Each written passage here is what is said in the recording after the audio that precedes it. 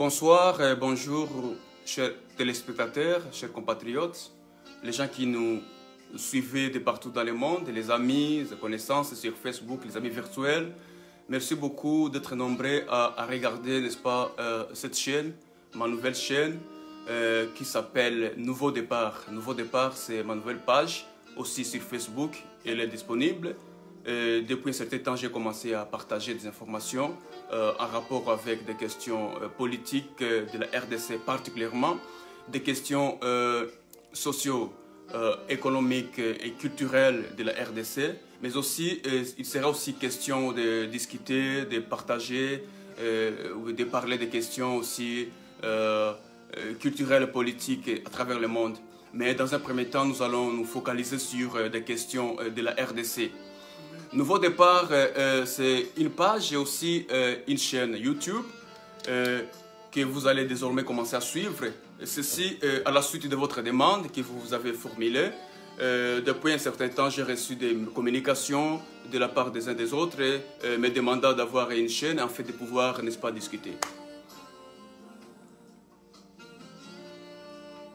Eh bien, merci beaucoup. Je vais me présenter. Je m'appelle Frédéric Bigou-Kayabou. Je suis un défenseur judiciaire auprès du tribunal de grande instance de Bukavu, mais aussi avec une extension auprès du tribunal de grande instance d'Uvira, toujours à l'est de la RDC. Je suis un défenseur des droits de l'homme également, avec une expérience dans la sous-région. Je suis un ancien chef de projet Déclic qui était financé par l'Union européenne avec le suivi et l'accompagnement d'Agir Ensemble pour les droits de l'homme, basé à Lyon, à Paris. J'ai été aussi le point focal des réseaux de protection de défenseurs des droits de l'homme, en coordination avec la MONUSCO, BCNUDH ou les bureaux conjoints des Nations Unies aux droits de l'homme dans les territoires d'Uvira et de Fizi. Aussi, dans ce même ordre d'idées, je travaille avec les fonds d'urgence en France et aussi les Frontline Defender d'Irlande. Et voilà un peu ce que je faisais comme travail de défense des droits de l'homme. En tant que tel, j'ai aussi publié un ouvrage sur un sujet très sensible et pratique, à savoir les opérations militaires conjointes au Mojawetu, notre unité en français, qui s'était déroulé au Nord Kivu en RDC entre janvier et février 2009. J'ai fait une publication. Les liens, ça se trouve sur ma page Facebook et également vous allez les retrouver sur ma page ou bien ma chaîne YouTube. Si vous êtes intéressé par la question des droits de l'homme et des droits internationaux humanitaires, c'est vraiment un bon ouvrage qui contient des réflexions scientifiques nourries par la doctrine et la jurisprudence, et la pratique des États, n'est-ce pas, en droit international, les droits de l'homme et les droits internationaux humanitaires. Donc c'est intéressant que vous puissiez, n'est-ce pas, jeter un coup d'œil. C'est un ouvrage, n'est-ce pas, qui s'inscrit dans la logique de la lutte contre l'impunité, au départ à part son caractère purement académique. Donc c'est un travail que vous pouvez, n'est-ce pas, aimer et apprécier. Juste aller sur Amazon, vous allez trouver les liens, vous allez trouver le document, il est disponible et il est toujours en vente. Merci beaucoup et j'espère que vous allez vraiment apprécier ce que nous faisons. Ceci est notre contribution en tant que défenseur des droits de l'homme dans la région, en RDC notamment, parce que quand il y a des violations des droits de l'homme, c'est très important que la société civile, les défenseurs des droits de l'homme, les acteurs politiques, tout le monde, n'est-ce pas, puisse être impliqué dans la procédure, n'est-ce pas, ou bien les travaux ou les activités de lobbying, afin que les violations soient réprimées et qu'il y ait justice pour des victimes. Voilà ma contribution. Parce que, vous savez, ce qui est mal dans ce monde, c'est de ne pas faire quelque chose. Et comme le dit Albert Einstein, il dit que le monde ne sera pas, je pense qu'il dit que le monde, je vais jeter un coup d'œil, qu'est-ce qu'il dit, parce que je vais reprendre la citation, le monde ne sera pas détruit par ceux qui font le mal, mais par ceux qui les regardent et refusent d'agir. Et voilà, moi, je me suis résolu, n'est-ce pas, de mener des investigations dans les terrains, de contacter des victimes. J'ai eu le temps vraiment à faire des réflexions, de lire les rapports de Human Rights Watch, de International Crisis, International Crisis Group. Ce sont des organisations qui sont basées dans la sous-région. Voilà, ce sont des rapports qui m'avaient aussi beaucoup aidé. Et puis je suis allé, j'ai lu les ouvrages en droit humanitaire et droit de l'homme. J'ai maintenant fait des réflexions. Je suis abouti à des conclusions que vous pouvez, n'est-ce pas, relever. Donc l'idée ici est de contribuer, de mener des actions en sorte que les victimes puissent obtenir réparation. Et donc tant qu'il n'y a pas de justice, il n'y aura pas de paix. Tant qu'il n'y a pas de justice, la paix ne sera pas vraiment au rendez-vous. Et aucune nation peut se construire, se développer sans passer par la justice. Donc la justice, c'est la clé du développement pour toute nation.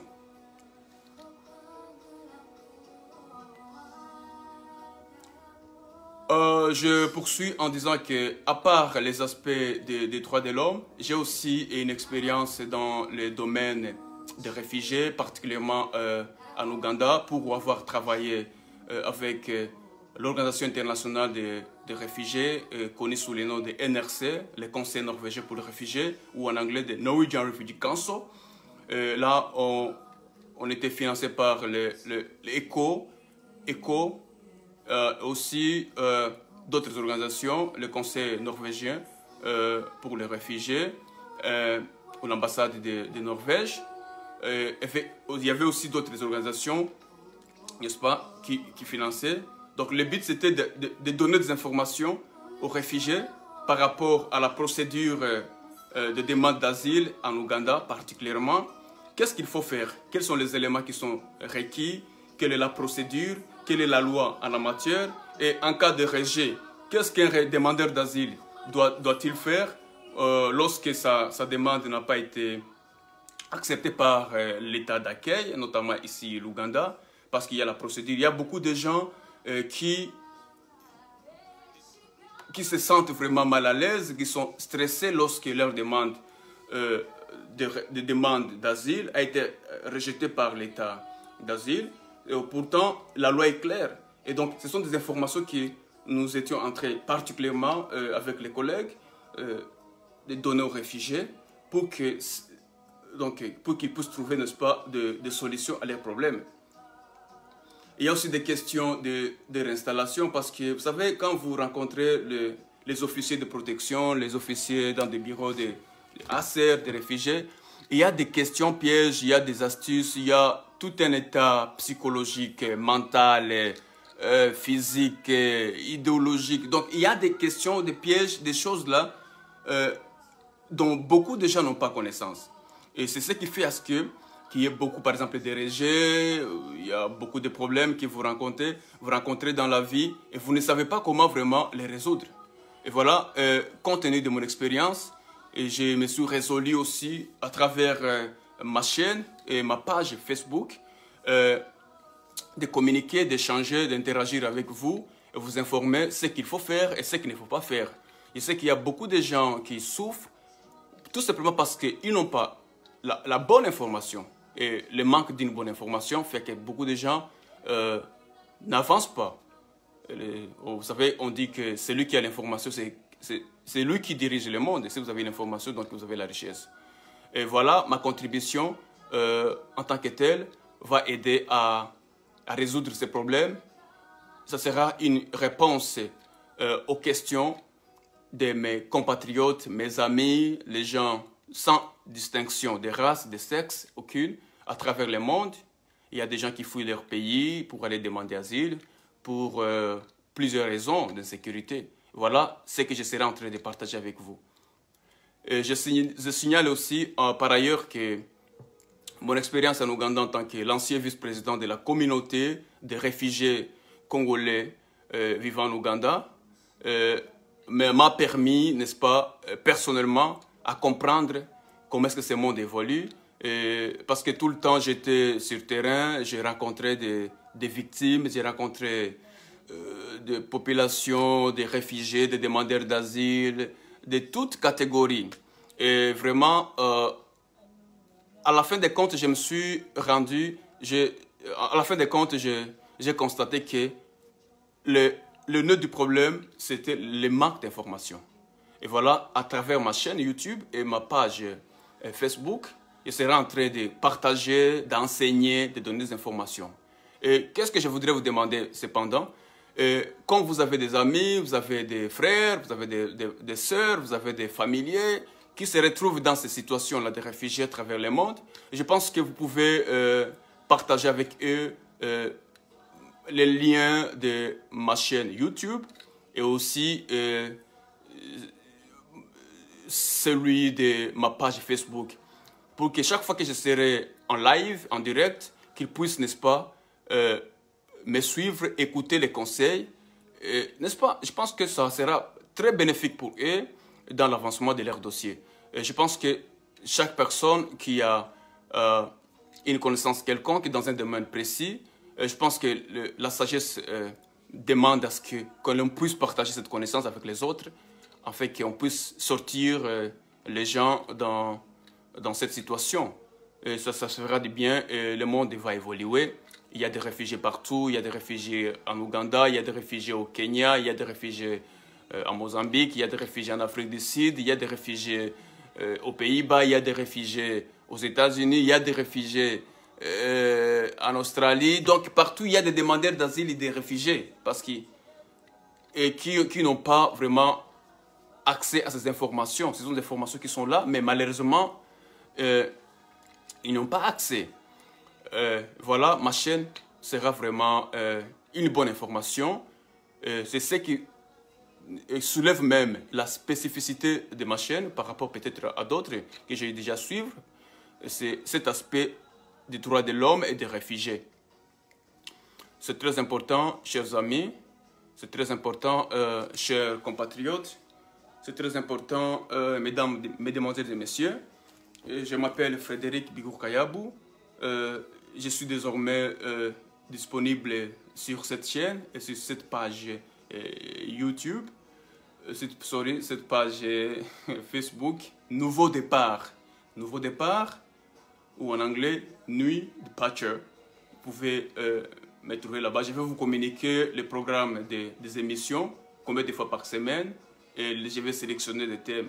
Et je m'arrangerai ici, n'est-ce pas, à parler avec vous dans des termes. Je vais communiquer dans des termes, les termes les plus simples, parce que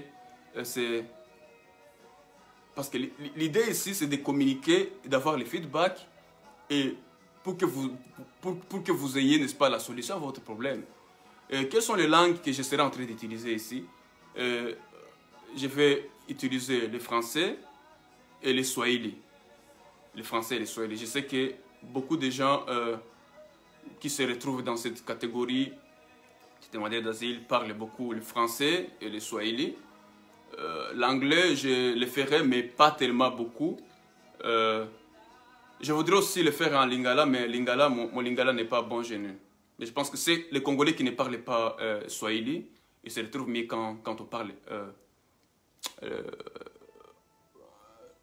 la langue de Molière, quoi. Et je pense que, voilà, chers amis, il y a des choses que nous pouvons faire si nous nous mettons ensemble.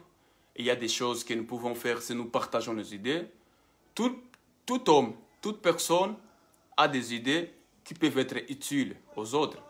Ne pensez pas que ce que vous savez ou votre connaissance vous appartient à vous seul. Non, non, il y a des gens qui sont autour de vous, à travers le monde, qui ont besoin de cette connaissance. Il faut partager cette connaissance. Et parmi les émissions dans mon programme, je pense aussi un jour inviter des gens, des experts qui ont des connaissances dans les domaines des droits de l'homme, des droits de l'homme, connaissances en matière de justice internationale, comme la Cour pénale internationale, de discuter, de partager des idées, de nous enseigner, de nous apprendre, des gens qui ont aussi n'est-ce pas, qui ont eu un jour à être des réfugiés et puis ils ont obtenu leur installation et puis ils se sont, bon, les vies ont changé, ils sont devenus des responsables, ils travaillent pour les ACER, ils travaillent pour des organisations internationales humanitaires. Et voilà, je vais me donner cette obligation de les sélectionner et les inviter pour qu'ils puissent partager avec vous cette expérience. Parce qu'être un réfugié, ce n'est pas un crime, c'est juste une situation qui arrive indépendamment de votre volonté. Ne vous sentez pas vraiment frustré. On est toujours ensemble. Je pense que ça va aller. Merci beaucoup. Je pense que je ne prendrai pas beaucoup de temps. Ceci, c'est juste une introduction par rapport à ma chaîne YouTube. Je vous prie de pouvoir la partager avec vos connaissances, vos amis, vos frères. Commentez-y. Donnez vos commentaires, points de vue, discutez. C'est ça. Donc, c'est un cadre qui va nous permettre de discuter ensemble et d'interagir. Merci beaucoup et je vous souhaite bonne nuit pour ceux qui... Ça dépend de l'heure. Bonjour pour ceux-là qui vont se réveiller. Je ne sais pas, ça dépend de l'heure à laquelle vous nous suivez ou vous regardez cette vidéo. La justice, c'est une affaire de tout le monde. La justice élève une nation. La connaissance doit être partagée. Merci beaucoup et au revoir.